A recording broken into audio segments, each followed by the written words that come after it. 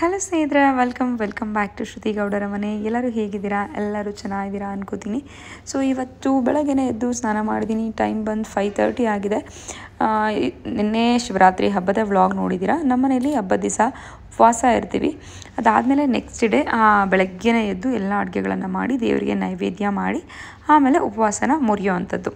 ಹಾಗೆ ಇಲ್ಲಿ ಅಡುಗೆ ಮಾಡೋಕ್ಕೆ ರೆಡಿ ಮಾಡ್ಕೋತಾ ಇದ್ದೀನಿ. ಆ್ಯಕ್ಚುಲಿ ನಾನು ಲಾಸ್ಟ್ ವಿಡಿಯೋಲಿ ಎಡೆ ಅಂತ ಏನು ಹೇಳಿದ್ದೆ ಅಲ್ಲ, ಸೊ ಅದನ್ನು ಹೇಳಿಬಿಡಿ ನೈವೇದ್ಯ ಅಥವಾ ಪ್ರಸಾದ ಅಂತ ಹೇಳಿ ಅಂತ ಹೇಳಿದರು.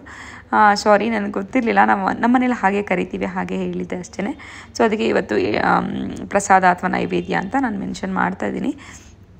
ಮಾಡಿರುವಂಥ ಅಷ್ಟು ಅಡುಗೆಗಳನ್ನು ನೈವೇದ್ಯಕ್ಕಿಟ್ಟು ಐದು ಬಾಳೆ ಎಲೆ ಹಾಕಿ ಅದನ್ನು ನೈವೇದ್ಯ ಮಾಡಿ ಆಮೇಲೆ ಅದನ್ನು ನಾವು ತಿನ್ನುವಂಥದ್ದು. ನಮ್ಮ ಅಮ್ಮನ ಮನೆಯಲ್ಲಿ ಏನು ಎಡೆ ಹಾಕಿರ್ತೀವಲ್ಲ ಅದನ್ನು ಒಂದು ಮೇಲೆ ಇಡ್ತಾರೆ, ಇಟ್ಟು ಅಂದರೆ ಟೆರೆಸ್ ಮೇಲೆ ಇಡ್ತಾರೆ.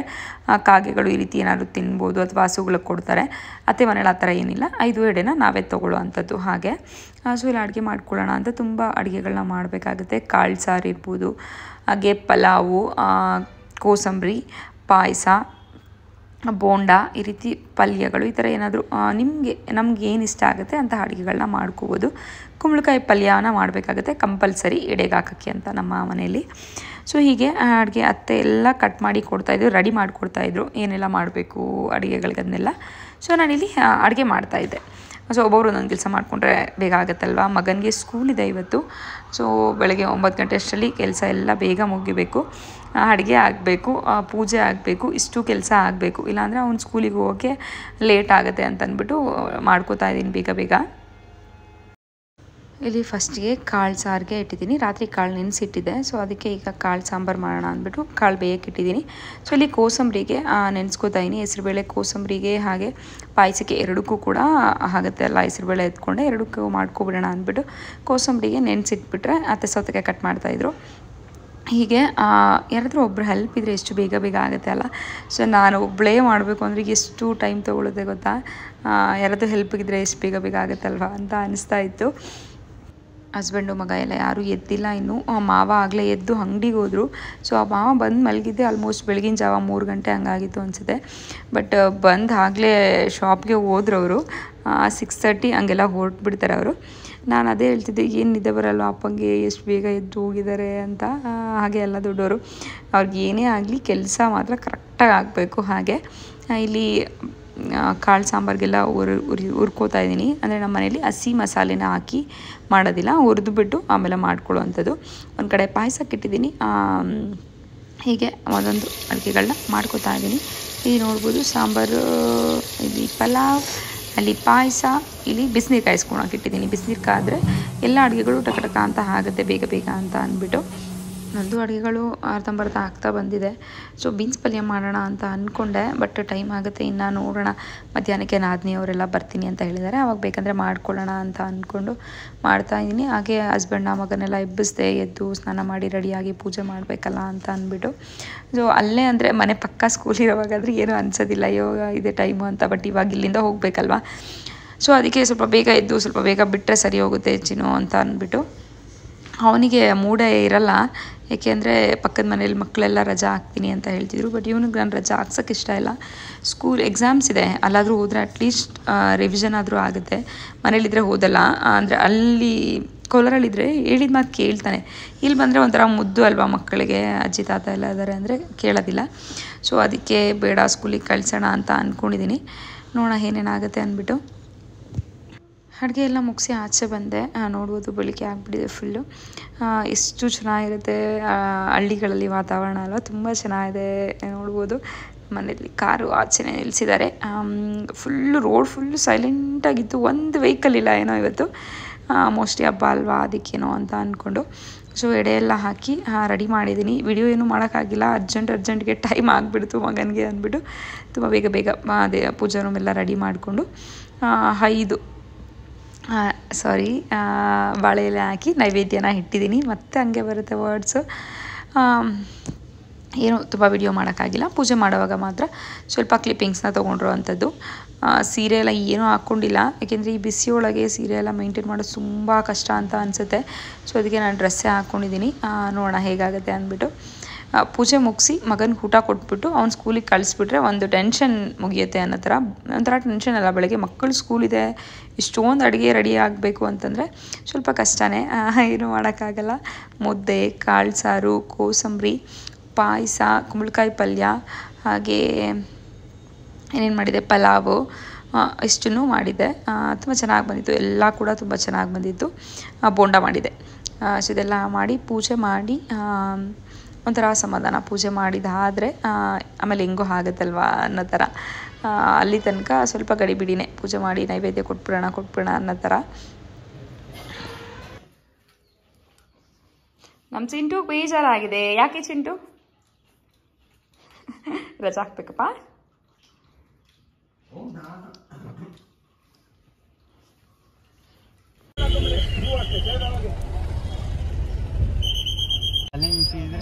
ಅದೇನ್ ಗೊತ್ತಿತ್ತು ಹಿಂಗಿತ್ತು ಅಂತ. ರೆಡಿ ರಿವರ್ಸ್ ಹಂಗೆ. ಈಗ ಹಬ್ಬ ಎಲ್ಲ ಮುಗಿಸಿ ಎಲ್ಲಿ ಬಂದಿದೀವಿ ಅಮೂಲು?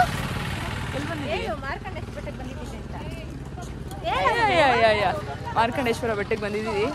ಆರಾಮಾಗಿ ಮಲಗಿದೆ. ನಮ್ಮ ಅಮ್ಮಲು ಬಿಟ್ಟಿಲ್ಲ. ಬಾ ಹೋಗೋಣ ಅಂತ ಕರ್ಕೊಂಡ್ಬಂದಿದ್ದಾಳೆ. ಫುಲ್ ಬಿಸಿಲಿದೆ, ನೋಡೋಣ ಹಿಂಗಾಗುತ್ತೆ ಅಂತ. ಇಲ್ಲಿ ಹಬ್ಬ ಎಲ್ಲ ಮುಗಿಸಿ ಮನೇಲಿದ್ವಿ. ಮಕ್ಕಳು ಇದ್ದರು, ರಮ್ಯಾ ಮಕ್ಕಳು. ಬೆಟ್ಟಕ್ಕೆ ಹೋಗೋಣ ಬನ್ನಿ ಅಂತಂದ್ಬಿಟ್ಟು ಬಂದ್ವಿ. ಎಷ್ಟು ಬಿಸಿಲು ಗೊತ್ತಾ, ಅಲ್ಲಿ ಬೆಟ್ಟದ ಮೇಲೆ ಕಾರ್ಗಳೇನೂ ಬಿಟ್ಟಿಲ್ಲ. ಬೆಟ್ಟ ಹತ್ತಿದ್ದು ಎಷ್ಟು ಸಾಕಾಯ್ತು ಅಂದರೆ ಬಿಸಿಲಲ್ಲಿ, ಯಪ್ಪ ಯಾಕಾದರೂ ಬಂದರು ಅಂತ ಅನಿಸ್ತು. ಅಷ್ಟು ಕಷ್ಟಪಟ್ಟು ಬೆಟ್ಟ ಹತ್ತಿದ್ವಿ. ಹೆಂಗೋ ಫೈನಲಾಗಿ ಹತ್ತಿದ್ವಿ. ಸಖತ್ ಸುಸ್ತಾಯ್ತಪ್ಪ ಬಿಸಿಲಲ್ಲಿ. ಫೈನಲಿ ದೇವಸ್ಥಾನಕ್ಕೆ ರೀಚ್ ಆದ್ವಿ. ಹತ್ತಿ ಸುಸ್ತಾಗೋಯ್ತು. ಮುಲು ಸುಸ್ತಾಯ್ತಮ್ಮ? ಸುಸ್ತಾಗಿಲ್ಲ. ನಮ್ಮ ರಮ್ಯಾಗೆ ಹತ್ತಕ್ಕೆ ಮೊದಲೇ ಸುಸ್ತಾಗಿತ್ತು, ಹೆಂಗೋ ಹತ್ಬಿಟ್ಲು. ಸೊ ಹೆಂಗೋ ರೀಚ್ ಆದ್ವಿ. ಫುಲ್ಲು ಬಿಸಿಲಪ್ಪ.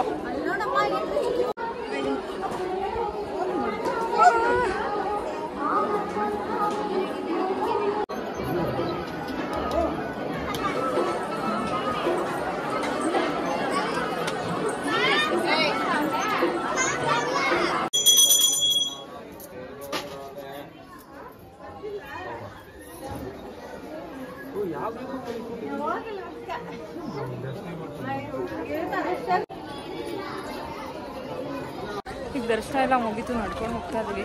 ಇಳಿಯೋವಾಗ ಆರಾಮಾಗಿದೆ, ಹತ್ತು ಇಷ್ಟ ಆಗುತ್ತೆ. ನಮ್ಮ ಚಿನ್ನವರೆಲ್ಲ ಕಳೆದೋಗಿದ್ದೆ ಆಗಲೇ. ದೇವಸ್ಥಾನದಿಂದ ಬಂದು ಸ್ವಲ್ಪ ಹೊತ್ತು ಆರಾಮಾಗಿ ರೆಸ್ಟ್ ಮಾಡಿ ಅದಾದಮೇಲೆ ನಮ್ಮ ನಾದಿನಿ ಎಲ್ಲ ಬಂದರು. ರಮ್ಯಾ ಅವರ ಮನೆಯಿಂದನೇ, ನಮ್ಮ ಮನೆಯಿಂದನೇ ಶೆಡ್ ಇದೆ ಅವ್ರದ್ದು. ಸೊ ಅಲ್ಲಿಗೆ ಬಂದ್ವಿ. ಆ್ಯಕ್ಚುಲಿ ಮಾರ್ಕಂಡೇಶ್ವರ ಬೆಟ್ಟಕ್ಕೆ ಏನೋದಲ್ಲ, ಮೇಯ್ನ್ ದೇವರನ್ನ ದರ್ಶನ ಮಾಡಲಿಲ್ಲ ನಾವು. ತುಂಬ ರಶ್ ಇತ್ತು, ಸಾಕಾಗ್ಬಿಟ್ಟಿತ್ತು ಅಲ್ಲಿ ಹತ್ತಷ್ಟಲ್ಲೇ ಬೆಟ್ಟನ. ಅಲ್ಲಿ ಏನು ದರ್ಶನ ಮಾಡಲಿಲ್ಲ. ಸುತ್ತ ಇರುವಂಥ ದೇವರುಗಳನ್ನೆಲ್ಲ ದರ್ಶನ ಮಾಡಿಕೊಂಡು ಪ್ರಸಾದ ತೊಗೊಂಡು ತುಂಬ ವಿಡಿಯೋನೂ ಮಾಡೋಕ್ಕೆ ಹೋಗಲಿಲ್ಲ. ಆಮೇಲೆ ನನಗೆ ಸುಸ್ತಾಗಿತ್ತು, ಹಾಗೆ ಬಂದುಬಿಟ್ವಿ. ಬಂದಾದಮೇಲೆ ಇಲ್ಲಿ ಶೆಡ್ ಹತ್ರ ಹೋಗಿ ಸ್ವಲ್ಪ ಟೈಮ್ ಸ್ಪೆಂಡ್ ಮಾಡೋಣ. ಕೋಳಿ, ಕುರಿ, ಹಸು ಎಲ್ಲ ಇದೆ ಅಲ್ಲಿ, ಎಲ್ಲ ನೋಡಿಕೊಂಡು ಅದಾದಮೇಲೆ ಇಲ್ಲಿ ನುಗ್ಗೆ ಮರ ಇತ್ತು. ಸೊ ಅಲ್ಲಿ ಹೋಗೋಣ, ಒಂದಷ್ಟು ಕಾಯಿಗಳೆಲ್ಲ ಕಿತ್ಕೊಬರೋಣ ಅಂತಂದ್ಬಿಟ್ಟು ಅಲ್ಲಿ ಹೋದ್ವಿ. ಅಲ್ಲೊಂದಷ್ಟು ಸರ್ಕಸ್ ಮಾಡಿ ತುಂಬ ಚೆನ್ನಾಗಿರುತ್ತೆ ಆ ಊರಲ್ಲಿ ಟೈಮ್ ಸ್ಪೆಂಡ್. ಹೆಂಗೆ ಟೈಮ್ ಹೋಯ್ತು ಅಂತಲೇ ಗೊತ್ತಾಗಲ್ಲ, ಅಷ್ಟು ಚೆನ್ನಾಗಿ ಟೈಮ್ ಸ್ಪೆಂಡ್ ಆಗಿಬಿಡುತ್ತೆ. ಹಳ್ಳಿಗಳ ಒಂಥರ ಚೆಂದ. ಏನೇ ಖುಷಿಯಾಗಲಿ ಅಥವಾ ಕಷ್ಟ ಆಗಲಿ ಹಂಚ್ಕೊಳ್ಳೋಕೆ ಯಾರೋ ಒಬ್ರು ಇರ್ತಾರೆ. ಬಟ್ ಸಿಟಿಗಳಲ್ಲಿ ಹಂಗಲ್ಲ, ನಾವೇ ನಮ್ಮ ಖುಷಿಯೇನ, ನಮ್ಮ ದುಃಖನ ಎಲ್ಲದರೂ ನಾವೇ ನೋಡ್ಕೋಬೇಕಾಗುತ್ತೆ. ಯಾಕೆಂದರೆ ಇರೋದೇ ಒಬ್ಬೊಬ್ಬರು, ನಮ್ಮ ಕೆಲಸಗಳಲ್ಲೇ ನಾವು ಬ್ಯುಸಿ ಆಗಿಬಿಟ್ಟಿರ್ತೀವಿ. ಬಟ್ ಹಳ್ಳಿ ಲೈಫ್ ಆಗಲ್ಲ, ತುಂಬ ಚೆನ್ನಾಗಿರುತ್ತೆ. ಹಂಗಂತ ಎಲ್ಲವೂ ಚೆನ್ನಾಗಿರುತ್ತೆ ಅಂತಲೂ ಹೇಳೋಕ್ಕಾಗಲ್ಲ. ಅಲ್ಲೂ ಕೂಡ ಕೆಲವೊಂದು ಕಷ್ಟಗಳಾಗುತ್ತೆ, ಕೆಲವೊಂದು ಖುಷಿ ವಿಷಯಗಳಿರುತ್ತೆ. ಎಲ್ಲ ಕಡೆನೂ ಹಾಗೇ. ಬಟ್ ಹಳ್ಳಿ ಜೀವನ ಒಂಥರ ಚೆಂದ ಅಂತಲೇ ಹೇಳ್ತೀನಿ. ಬಟ್ ಒಂದನ್ನು ಕಳ್ಕೋಬೇಕು, ಒಂದನ್ನು ಪಡ್ಕೋಬೇಕು ಅಂದರೆ ಒಂದನ್ನು ಕಳ್ಕೊಳ್ಳೇಬೇಕಾಗುತ್ತೆ. ಸೊ ನಾವು ಏನೋ ಒಂದು ಬೇಕು ಅಂತಂದಾಗ ಒಂದು ಲೈಫನ್ನು ಕಳ್ಕೊಳ್ಳೋದು ಸರ್ವೇ ಸಾಮಾನ್ಯ, ಎಲ್ಲರ ಲೈಫಲ್ಲೂ ಆಗೋವಂಥದ್ದೇ ಅದು. ಸೊ ಹೀಗೆ ನನಗೆ ಎಷ್ಟೋ ಸತಿ ಅನಿಸುತ್ತೆ, ಅಲ್ಲೇ ಇರಬೇಕಿತ್ತು, ಊರಲ್ಲೇ ಚೆನ್ನಾಗಿರ್ತಿತ್ತು, ಇಲ್ಲಿ ಒಬ್ಬೊಬ್ಬರೇ ಇರಬೇಕು, ಬರೀ ನಮ್ಮ ಕೆಲಸಗಳು ಟೆನ್ಷನ್ ಇದೇ ಆಗುತ್ತಲ್ವಾ ಅಂತ. ಬಟ್ ಏನೂ ಮಾಡೋಕ್ಕಾಗಲ್ಲ, ಲೈಫ್ ಹಂಗೆ ಹೋಗಲೇಬೇಕಲ್ವ. ಒಂದೇ ಥರ ಇರಬೇಕು ಅಂತಂದರೆ ಆಗೋದೇ ಇಲ್ಲ. ಅದು ಆಗೋದೆಲ್ಲ ಒಳ್ಳೇದಕ್ಕೇ ಅಂತ ಅಂದ್ಕೊಂಡು ಮತ್ತು ಸಂಜೆ ರಾತ್ರಿ ಹಸ್ಬೆಂಡ್ ಶಾಪಿಂದ ಬರುವಾಗ ಪಾನಿಪುರಿ ತೊಗೊಂಬನ್ನಿ ಅಂತ ಹೇಳ್ದೆ ನನ್ನ ನಾದಿನಿ ಮಗ. ಸೊ ಅದಕ್ಕೆ ತೊಗೊಂಬಂದಿದ್ರು. ಇಲ್ಲೇ ಆಚೆ ಕೂತ್ಕೊಂಡೆಲ್ಲ ಎರಡೂ ಮನೆಯವರು ಸೇರಿಕೊಂಡು ಇಲ್ಲಿ ಪಾನಿಪುರಿ ಪಾರ್ಟಿ ಮಾಡ್ತಾಯಿದ್ದೀವಿ ಅಂತ ಹೇಳ್ಬೋದು. ಒಂದು 15 ಪ್ಲೇಟಷ್ಟು ಪಾನಿಪುರಿನ ಎಲ್ಲರೂ ಒಟ್ಟಿಗೆ ಕೂತ್ಕೊಂಡು ತಿಂದಾಗ ಎಷ್ಟು ಚೆನ್ನಾಗಿರುತ್ತೆ ಹೇಳಿ. ಆ ಕಾನ್ವರ್ಸೇಷನು ಅದೆಲ್ಲ ಸೂಪರಾಗಿ ಎಂಜಾಯ್ ಮಾಡಿದ್ವಿ ಆವತ್ತಿನ ಡೇ ಅಂತ ಹೇಳ್ಬೋದು.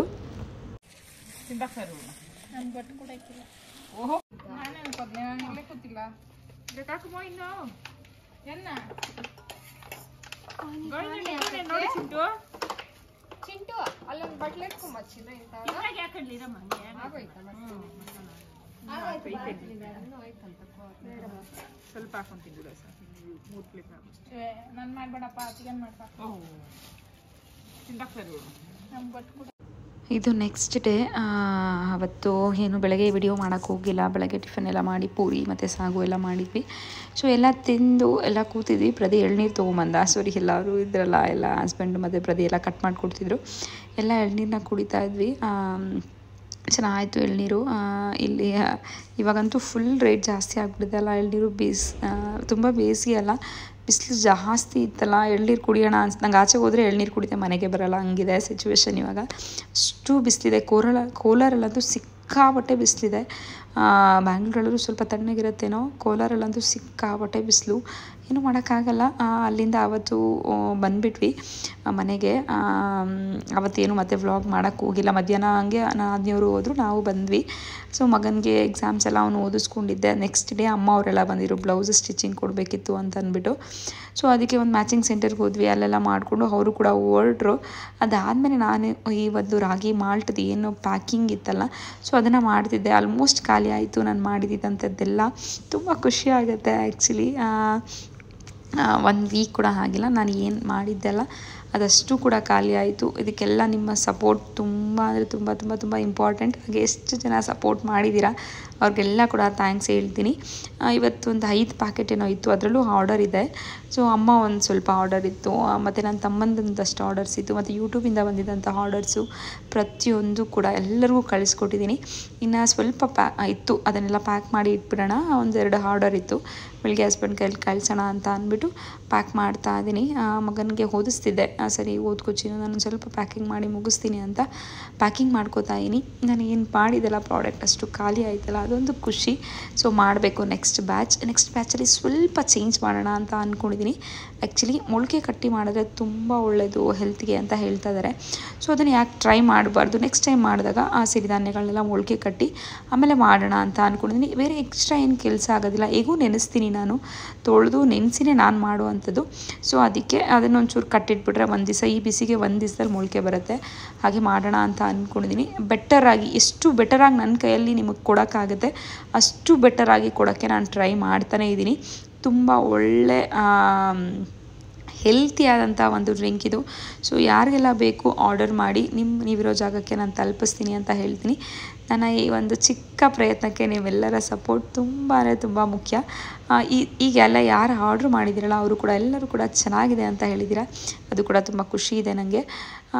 ನೋಡೋಣ ಹೇಗಾಗುತ್ತೆ ನನ್ನ ಒಂದು ಈ ಚಿಕ್ಕ ಬಿಸ್ನೆಸ್. ನಾನು ತುಂಬ ಏನೋ ಎಕ್ಸ್ಪೆಕ್ಟೇಷನ್ಸ್ನ ಇಟ್ಕೊಂಡು ಸ್ಟಾರ್ಟ್ ಮಾಡಿಲ್ಲ, ಏನೋ ಮಾಡಬೇಕು ಅಂತ ಅನಿಸ್ತು. ಯಾಕೆ ಅಂದ್ಕೊಂಡಿದ್ದೆನ ಮಾಡಬಾರ್ದು ಅನ್ನೋದು. ನಮ್ಮ ಸಪೋರ್ಟಿಂಗ್ ಸಿಸ್ಟಮ್ ಕೂಡ ಸಪೋರ್ಟಿವ್ ಆಗಿದ್ದರೆ ನಾವು ಏನೇ ಅಂದ್ಕೊಂಡ್ರು ಮಾಡ್ಬೋದು. ಸೊ ನನಗೆ ಹಸ್ಬೆಂಡ್ ತುಂಬ ಸಪೋರ್ಟಿವ್ ಆಗಿದ್ದಾರೆ ಯಾವುದೇ ವಿಷಯದಲ್ಲಾಗಲಿ, ಬಟ್ ಒಳ್ಳೆ ರೀತಿಯಲ್ಲಿರಬೇಕು ಅಷ್ಟೇ. ಎಲ್ಲ ಹೇಳಿದಕ್ಕೆಲ್ಲ ಹ್ಞೂ ಅಂತಾರೆ ಅಂತಲ್ಲ, ಅವ್ರಿಗೆ ಅದು ಕರೆಕ್ಟ್ ಅಂತ ಅನಿಸಿದ್ರೆ ತುಂಬ ಚೆನ್ನಾಗಿ ಸಪೋರ್ಟ್ ಮಾಡ್ತಾರೆ. ನಂಗೆ ತುಂಬ ಜನ ಹೇಳ್ತೀರಾ ತುಂಬ ಲಕ್ಕಿ ನೀವು, ತುಂಬ ಚೆನ್ನಾಗಿ ಎಲ್ಲದಕ್ಕೂ ಸಪೋರ್ಟ್ ಕೊಡ್ತಾರೆ ಅಂತ. ಹೌದು, ನಾನು ತುಂಬ ಲಕ್ಕಿ. ನಾನು ಇದನ್ನು ಮಾಡೋಣ ತುಂಬ ಹೇಳಿದ್ದೆ, ಅದನ್ನೆಲ್ಲ ಅವರು ಹ್ಞೂ ಅಂತ ಅಂದ್ಬಿಡಲ್ಲ, ಸಡನ್ನಾಗಿ ಯೋಚನೆ ಮಾಡ್ತಾರೆ. ಓಕೆ ಆಯಿತು ರೀ, ಓಕೆ ಮಾಡು ನೋಡೋಣ, ಯಾಕೆ ಮಾಡಬಾರ್ದು ಅಂತ ಯೋಚನೆ ಮಾಡಿ ನಾವು ಇದನ್ನು ಸ್ಟಾರ್ಟ್ ಮಾಡಿದಂಥದ್ದು.